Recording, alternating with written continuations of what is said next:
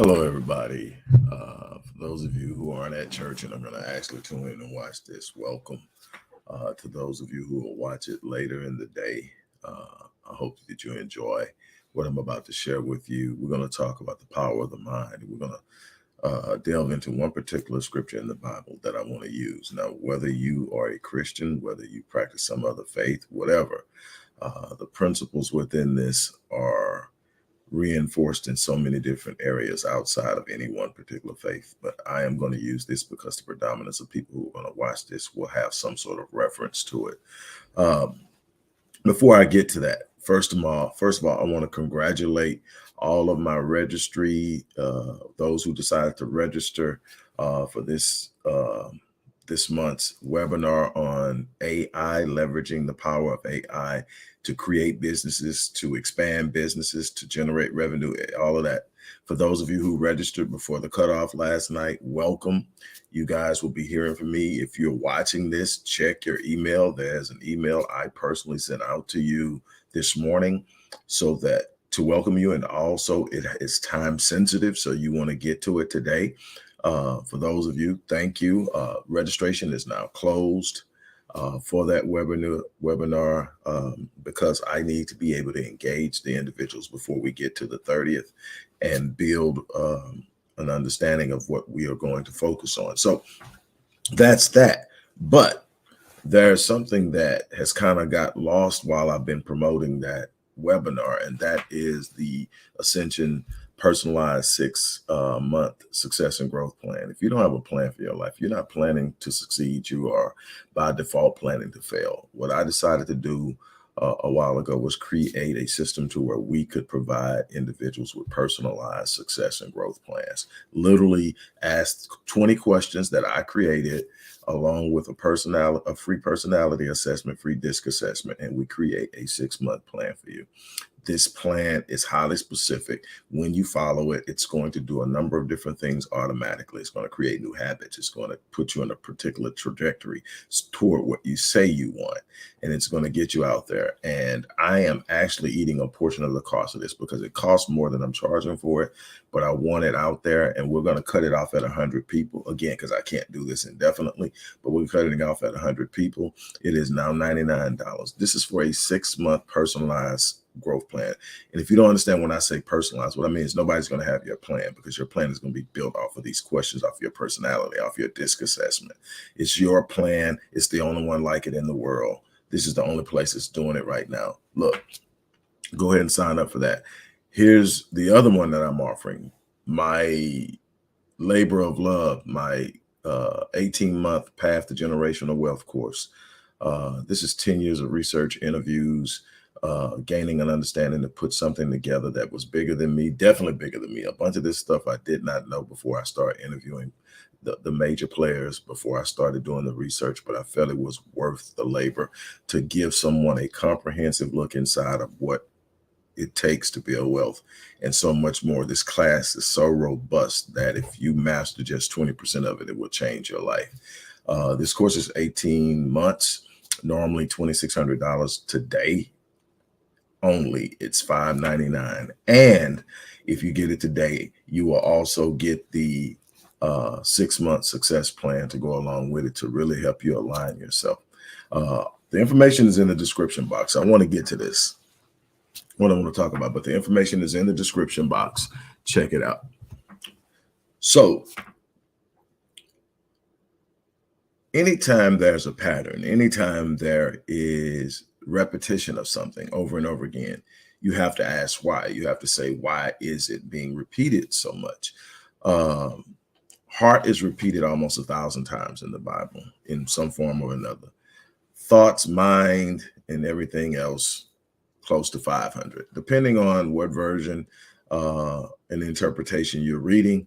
But the overall conjecture of the things that control how you perceive. And when the heart is used, it's not used in the sense of your physiological heart, whether it's leb or nephesh in the Old Testament or cardia in the Greek. That's nephesh and leb in Hebrew, cardia in Greek. It's referring to the deepest recesses of your soul, your life. In essence, if we were to talk about it scientifically in the world of psychology, we would call it your subconscious. The very thing that controls 96% of your behavior. It's how you move. It's what guides your instinct. It what literally puts you on autopilot and you do over and over again if you never change or reprogram it. The heart is the guiding force. Christ said that out of the abundance of the heart, what? The mouth speaks. So if we're talking about guarding our self-talk, then we must also talk about what? Managing our heart. So in the Bible, heart and guarding your hearts and minds is used over 1,000 times. That's a lot. So why? Because there's power in the mind.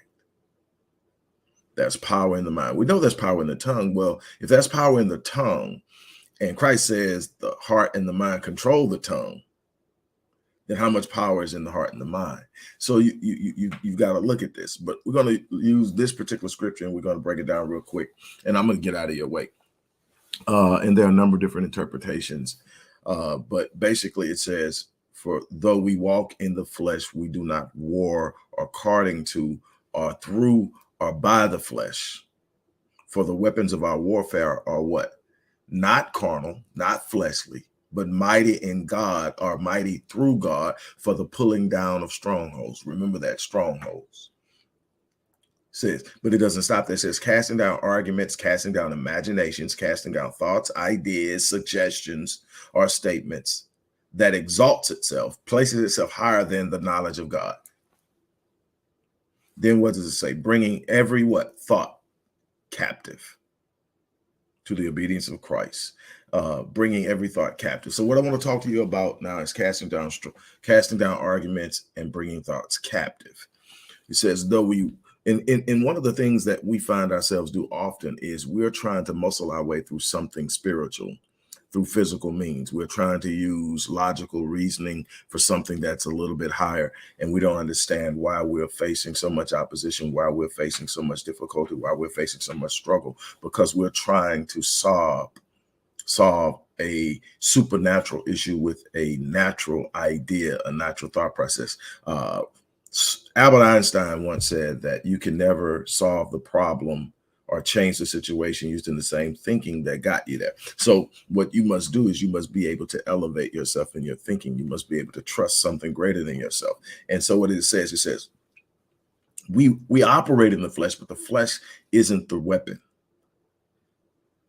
We respond fleshly because we haven't realized that. So though we walk in the flesh, we do not war according to or by the flesh or through the flesh. But what? But the weapons of our warfare, what? Are not carnal. They are what? Mighty through or by God for the pulling down of what? Strongholds. Strongholds, addiction, strongholds, abusive relationships, strongholds, poverty, strongholds, low self-esteem, strongholds, dwarf goals and colorless dreams, strongholds, keeping you rooted in mediocre living, having you meander through the maze of mediocrity, never seeking to step outside because you're being blocked by a stronghold, being held by a stronghold, being held by old ideas of what is, being held by the family's legacy of not succeeding, being held by what mama and daddy did. You are being pulled back by strongholds, but it says it's what? Casting down strongholds. That so that when you learn how to do this, you can break through strongholds. When you learn how to do this, you can break free of what used to be. When you learn how to do this, you can guide yourself into something different. You're never trapped. There's no such thing as a lot in life. I tell this people all the time, there are a bunch of people walking around believing because they came from something, that's what they have to be. There are a lot of people believing that poverty is their lot in life. Suffering is their lot in life. Being in abusive relationships is simply their lot in life. They actually believe that they are here just to exist in this state of suffering, this state of or lack of being what they were really designed to be, and that's a representation of the designer, and they have accepted. Once you accept it, it becomes your reality. I say this all the time, that Pain is inevitable. You're going to experience pain. You cannot circumvent pain. You're not going to get around pain. Pain is inevitable, but suffering, my friend, is a choice. See, suffering is not the pain. The pain is a part of the process. Suffering is when you identify with the thing that caused the pain. That's why you can't let him go. That's why you can't let her go. That's why you can't let the past go. That's why you can't get over the poverty, because you decided to identify with it. The mind. I'm going somewhere with this. The mind. You decided to identify with not being able to start a business. Nobody in your family's ever done it before. You decided that you couldn't proceed and go after this vision of this dream because everybody around you thinks it's haughty and way out of your reach, and they think that you are not being what? Realistic. So you decided to identify with the current circumstance. And once you identify with the circumstance, which by nature is temporal, it all of a sudden becomes permanent. See, what was meant to be a momentary affliction has now become something of a long-standing thorn or alternative reality to what you really should be. But it says what? Let me look at it and see again. It says, for the weapons of our warfare are not what? Carnal. They are mighty in God for pulling down. It's time to pull down strongholds. But see, it's not about cliches. See, one of the problems I have when I'm dealing with my Christian brothers and sisters is that they think they can say the nice little God is good and go to church, get into emotional stupor, and they wonder why by Monday afternoon at work, they're right back where they started. It's because all they got was the emotional charge. They were preached into emotional stupor, sung into an inspirational clamor of belief, but there was nothing anchoring it because they didn't deal with the heart and mind. They didn't deal with changing the things that are anchoring those limiting beliefs, that's anchoring those things that say, I'll never have a real job I really love. I'll just be here with people I can't stand, and they don't like me because I don't like being here. And it's just miserable. Do you realize that 85% of the people in this country get up and go to jobs every day that they hate? Why? Because they think they have to. They never realize that there's something greater on the inside of them. They never realize that there was something they can do. They never realize that they can go higher. They never realized that it wasn't just what they were looking at, that they have something inside of them. They have the ability to create. They have an imagination. They have something that if they can conceive, they can have. God gave you the ability to create what does not exist, call things that are not as though they were. He said, you shall declare a thing and it shall be established, but nobody's declaring the right thing. Everybody's declaring the circumstance. You're wondering why you can't get out of it. You keep talking about it. Talking about how broke you are. Talking about how you hate your job and this is the best you're going to do. I'm doing my best. No, you're not. You're never at your best, because when you get there, you find out you got more left. You got to start challenging yourself to believe beyond your circumstances. But here's the beautiful part. It says what? Casting down arguments, imaginations. What does it mean? It's casting down any idea, any thought, any suggestion. That's what the old folks used to do. You sit up there and say something that they didn't agree with. They didn't let it slide. They didn't just sit up and say it to themselves.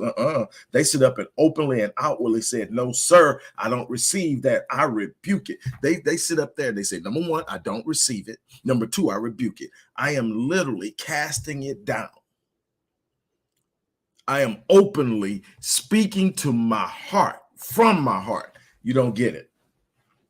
Something about the self-talk that's so powerful. I tell people all the time that your brain is this supercomputer that is managed by the mind, but this supercomputer managed by the mind is governed by self-talk. Self-talk will become the program that the supercomputer runs. What you consistently speak is what you consistently live. Now, check this out. What did Christ say? I said it earlier. He said, out of the abundance of the heart, the mouth speaks. So if I want to control what comes out of the mouth, I need to learn how to manage what's in the heart. And I'm not talking about emotions and all that. I'm talking about in the subconscious. What thoughts, beliefs, and ideas are controlling the way I think on a subconscious level? Because that's controlling 96% of my behavior. So then what must I do? I must visit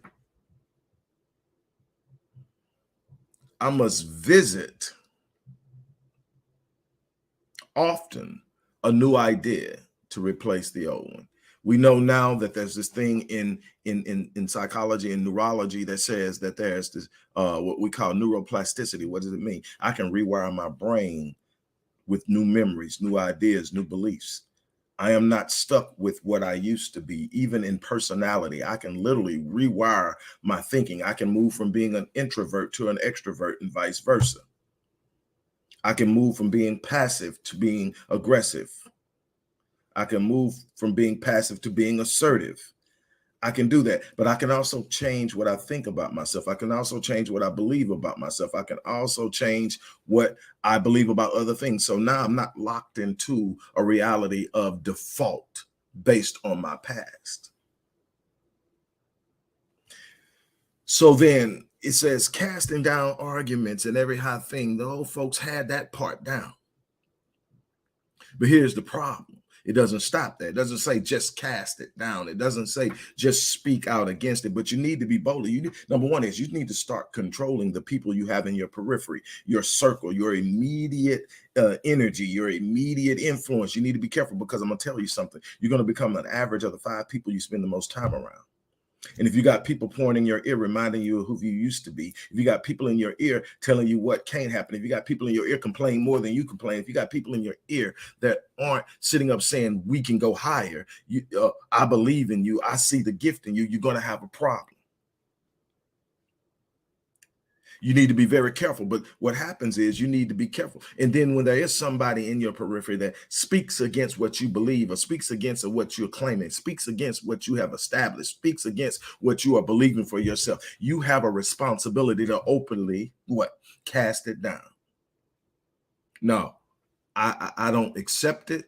I don't receive it. I rebuke it. I push it away. I reject it. I will not receive it. This is what's going to happen. Then I'm going to, after I say I don't receive it, I'm going to replace it with what I do receive. No, I'm going to start that new business. I am prosperous. I am abundant. I am a representation of God. So I am unlimited in what I'm capable of doing. So not only do I take the unacceptable suggestion, imagination, argument against my life, against my future, against my destiny, and say I don't receive it and I cast it down, I immediately replace it with what I do receive, what I do accept, what I have established, what I am believing, what I am hoping, what I am striving for. I'm constantly programming the heart, the subconscious, to produce the words that are representative of what I'm holding. Then the mind, nous in Greek, is what?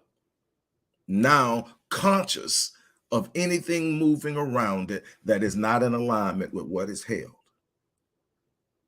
And when I get the heart, the mind, and the mouth moving in alignment, it's powerful. It says, casting down arguments and every high thing that exalts itself against what the knowledge of God for me. What is the knowledge of God for me? It's all through the Bible.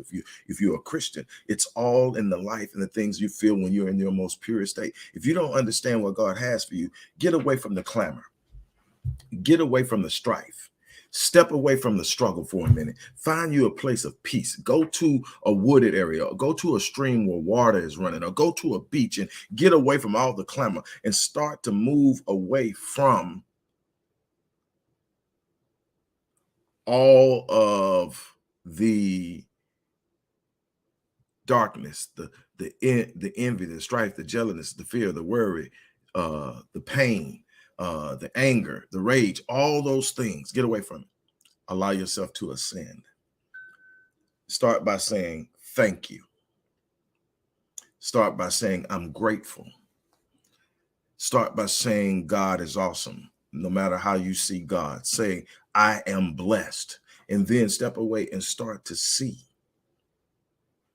what it's like to move away from that and start to feel what it's like, and then start to listen and let the mind start to produce different ideas about your current state. See, what you're doing is you're living in an autopilot of suffering. You are literally anchored in an idea of a past circumstance that you identified with so heavily that you anchored yourself in it, and it became a perpetual reality for you versus a temporal circumstance. You've got to learn how to move through circumstances. You're not meant to camp out there. You're meant to push through. In pushing through, there's growth. In pushing through, there's strength. In pushing through, there's a development of knowledge. Knowledge is the beginning of wisdom.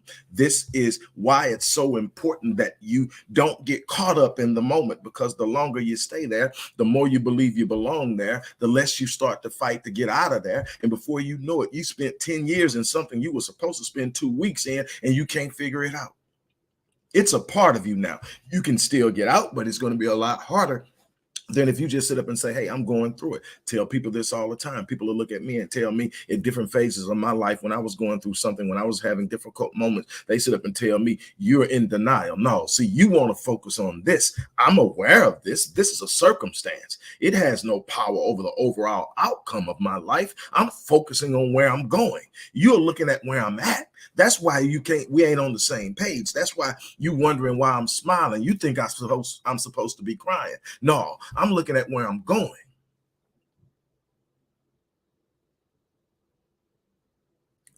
That's the thing that we lose ourselves in. We get stuck in the moment. Life is not static. It's a continuum of movement. And when you allow yourself to become stagnatized by a circumstance, you get stuck and mauled down in it. But it says casting down arguments and every high thing that exalts itself. What does it say? It says it's mighty in God. For what? Pulling down strongholds. So you're in a stronghold now, a stronghold of poverty, a stronghold of misery and depression, a stronghold of low thinking and low goal setting, a stronghold of wondering what's next instead of creating a new outcome. You're in that stronghold right now. But I'm telling you something, that if you make up in your mind that I'm coming out of this thing, that I'm walking out of it, I'm not going to be held captive by my past. It's a bunch of you out there right now literally mortgaging your future, trying to pay for something that happened in the past. It's in the past. Make amends for what you can make amends for. Learn from what you can learn from. Hold your head up, square your shoulders, and move forward. We're not in a world of perfect people. There's nobody that's in a position to judge you. Be the best version of yourself today. Be the best version you can possibly be. Grow, learn, become, because the things you're going to have in this world is going to be based on what you become, not what you can wish for, not what you think somebody owes you, but what you decide you're going to become. Because when you become what's necessary, you can create what you desire. There's nothing that shall be withheld from you. That's the promise. Nothing good shall be withheld from you. Nothing good. Well, then why, if it's good, why don't I have it? Because you haven't become. You're stuck in believing that you were the person 10 years ago. And that's why you're stuck in the situation from 10 years ago. You've got to step outside of that and understand in that there's something bigger than where you've been. You got to stop consulting your past, asking for permission to change your future. There's nothing you want in your future that your past can give you permission to take, because your past hasn't been where you're trying to go. If you keep consulting your past is going to say, we never did that before. I don't know what to do. This is all you've ever done. What? Stop looking back, learn from it, set it down, stop carrying it, and move forward. It says bringing down strongholds, tearing down strongholds, shaking free of strongholds. Why aren't you shaking free? Because you're still trying to use the carnal mind. Get inside of the spirit man. Get inside of the communication of the direct divine connection with God that's sending you answers daily to the enigmatic issues you're facing, but you can't receive it because you're trying to fight from a carnal mindset, and you're automatically turning off. You can hear audibly, but you can't hear spiritually. It's because you're trying to handle it carnal. You got to move in the switch. It's mighty through God for the bringing down of strongholds.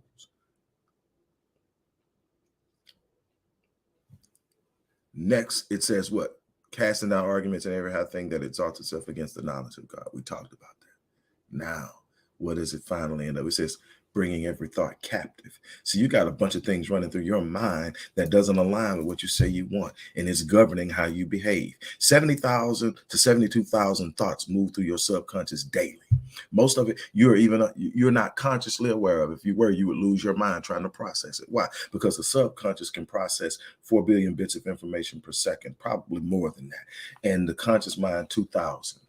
So can you imagine your conscious mind trying to keep up with what your subconscious is doing? That's why 96% of your behavior is governed by your subconscious. Have you ever been driving home, get a phone call, or get caught up in a song, or get lost in thoughts about what's going to happen, and you look up and you're pulling in your driveway and you can't remember the last 5 or 10 minutes of your drive? You start saying, man, did I run that light? Did I stop at that stop sign? Yeah, you stopped at the side, at the light and at the stop sign. You did everything you always do. Why? The subconscious knows. Most of the things you do without thinking. It's just done. You know. You don't have to calculate it or think it out. It's just simply a part of the process because your subconscious is controlling it. 96% of what's going on in your life that's why it says guard your hearts and minds. But your heart is the one that's covenant. That's the subconscious. That's the center of your soul. That's the center of life for you. That's why it's so important. But it says, bring every thought into captivity. What do I mean? Anytime a thought that moves through your mind isn't in an alignment, you got to bring it in and dismiss it and replace it with a thought that is. It's not simply about saying I don't believe that, I'm not receiving that. It's about saying this is the stuff I'm on right now. I'm on financial management right now. I'm on strong relationship building right now. I'm on building companies and networks and collaborations right now. I'm on being in my best mental health right now. That's what you've got to be speaking consistently, because there's going to be an antagonizing force present in your life every day, trying to move you out of alignment. It's just the way the universe is balanced. There's going to be something trying to remind you of your past, something trying to convince you you can't do it, something telling you to quit and give up, something saying this is a lot harder than I thought it was going to be. You've got to have the commitment and the persistence to move beyond it. You got to say in your mind, you know what, no matter what, I'm not shaking loose. I'm not letting go. No surrender, no retreat. This isn't about being the smartest. It's not about being the strongest. It's about saying, I'm not quitting until I'm done. It's about showing up. Every day in life, show up. I remember the worst time of my life. Many of you have heard me talk about this many times. The worst year of my life was 2012. 2022 wasn't no joke, but 2012.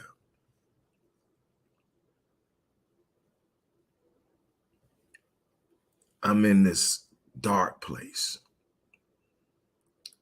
And it's just, dark. It seems like anything that would possibly happen was happening, and not good. And all I could see is darkness. And then I was reminded of a scripture where Solomon said, God dwells in the darkness. I said, wake up. There's no place that you're going to be in this world that God isn't with you. And if God is with you, there's absolutely nothing that can destroy you. Wake up. Square your shoulders, bro. Look life in the eye and say, I'm built for this. And then I went to God and I told God this little thing that I want you to get. I said, just wake me up. That's all I'm asking. Don't let me die in this. Wake me up. I'll answer the bell. If you wake me up every day, I'll answer the bell. I've been answering the bell ever since. I shook loose of all those things that were holding me. I shook loose of that darkness. And now even when I enter in the darkness, I enter with my shoulders square in my head, because I know God's walking the journey with me. I'm trying to get you to understand that the very thing you are fearing are the things you need to engage and embrace, because you're not walking it alone. God is there with you.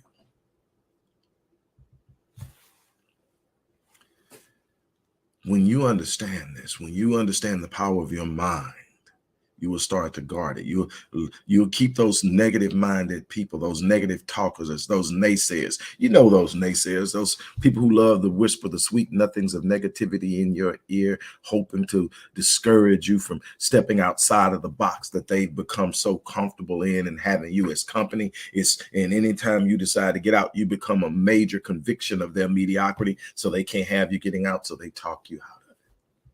Get rid of those people. God needs you outside of the box. Your family needs you outside of the box. If you have children, they need you outside of the box. If you have a spouse or a mate, they need you outside of the box. There are people in your periphery that are watching you that you don't even know are watching you. They need you outside of the box. I've had people show up and tell me that they were literally thinking about ending their lives. And it's funny how it all ends up with this one little common denominator in all these stories. It is, and then I just happen to come across your video, or somebody invited me to hear you speak. It was something that was on my radar. It was just something that happened, and I decided, yes, I'll go to this event or this conference, or man, let me see what's in this video. But it all started with just being in front of them, and they said, I'm glad I looked at you. I'm glad I listened. I'm glad you saved my life. One woman said she lost her husband and was just lost. 28 years of marriage, and he died. And she's lost. And if you've lost somebody, you know the darkness in that. Even if they didn't die, if you lost them and you loved them, you know that pain. Imagine losing somebody and there's never a chance you're going to speak to them again. She was there, and she didn't know anything outside of being his wife. She had invested all of her, because he was investing all of him in her. And then he passed. And she said she didn't know who she was. She didn't know what to do. She was about to give up, and she came across my video. And she said, you encouraged me. You inspired me. And I started to discover who I was. And I started to rise up. And she said, Dr. Wallace, a year ago, I met a man, not my husband, but he's an unbelievable, wonderful man. And this year we married, and I'm happy again. Thank you. And I go on. I got people that said I inspired them to push their education further, to go out and start businesses and do things differently. See, every time I hear that, I know what I went through in 2012 wasn't in vain. That my willingness to stay up and stand up and push out had purpose and meaning in it. And that because I didn't quit, because I didn't accept it as my reality, as my destiny, I saw it as a circumstance, I was able to push through it. And because of that, people are being gifted and blessed just by me opening up and sharing with them on a regular basis. I've got clients who are actually clients that tell me, you've changed me. You've changed how I see myself. I just want to thank you. And every last person watching this has the same capacity to have impact. You may not impact the world in the way that I do, but you have equal value and capacity to impact the world in the way you were designed to. Life has probably shut it down in you. Life has probably redirected you. Life has probably put you in places that you didn't want to be in, and it's shook up the core of who you are. It's time for rediscovery. It's time to gain an understanding. It's not just who you are, but whose you are. It's not just where you're at and where you've been, but where you're going. You're writing a new chapter every day. First of all, stop giving other people the pen. Stop letting other people write your chapters. Take hold of the pen, decide the journey, decide the destiny, decide the goal, step out in it and pursue it with tenacity, sagaciously, inexorably. Don't quit, whatever you do. So, as I always say, I live my life on full. So when I leave this place, I die on me. I don't want to leave 1 ounce of my potential untapped. I don't want to have to give an account for something I could have done and didn't. So I wake up every day and I give it everything I got. I love hard. Even when I don't feel like it's coming back to me, I love hard. Because see, I never get that opportunity to love again. I give hard because I never get that opportunity to give again. I plant deep because I'm not going to get an opportunity in that time to plant again. That second 84,000, excuse me, 86,400 seconds, 86,400 seconds. That's how many seconds are in a day, 86,400. When they're gone, they're gone. How you invest in your 86.4 is going to determine the outcome of your life.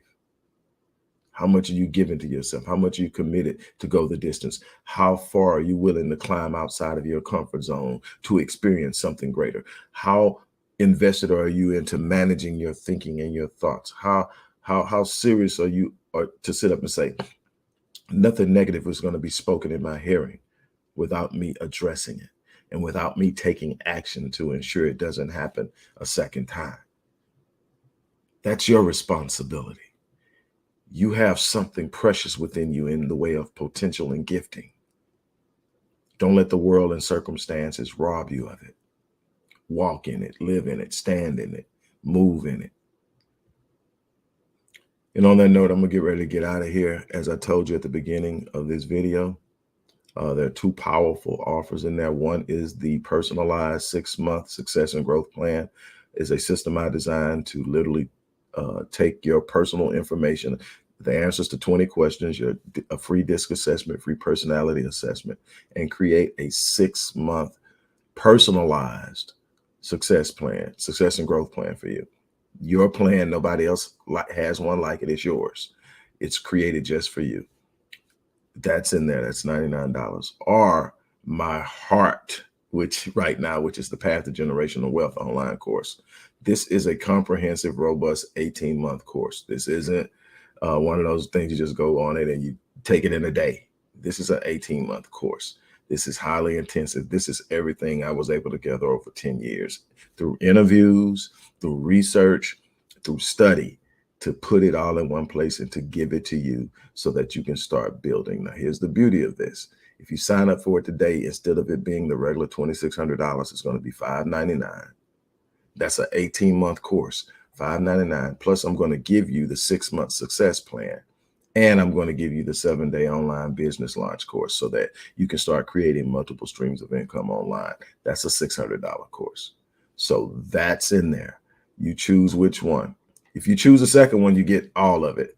But if you choose the first one, that's fine. That's a good place to start. Everybody needs a plan. Everybody. So on that note, look, I'm going to get ready to get out of here. I want to thank you guys for lending me your time. Let's go over that verse one more time. It's one of my favorites, man, because it's so powerful. And being a psychologist, I see the psychology ripping out through it. I see it all through the Bible. It's so powerful in there. And but it says that though we walk in the flesh, we do not war according to the flesh. For the weapons of our warfare are not carnal, but they are mighty in God for pulling down strongholds. That part right there. I don't care what's got you. It can't hold you. Not when you're operating spiritually, not when you're trusting and having faith in your gift, having faith in your God, having faith in your creator, having faith in your design. Then it says what? Casting down arguments and every high thing that exalts itself against the knowledge of God for you. Bringing every thought into captivity to the obedience of Christ. Bringing every thought into captivity, into alignment with your destiny, into alignment with you believing with yourself, into alignment with what you're holding to be true about your future. Not what you went through in the past, not what people are saying about you. You don't need to ask anybody permission to be great. You are great when you step into the true nature of your gifting. It says your gift will make room for you and bring you before great men. Your gift is your license to show up in this world and be heard, be felt, and be an impact. You've got to live in it. You've got to live in it. On that note, look, I'm out of here. You guys have an unbelievable remainder of your Sunday. I'm out of here.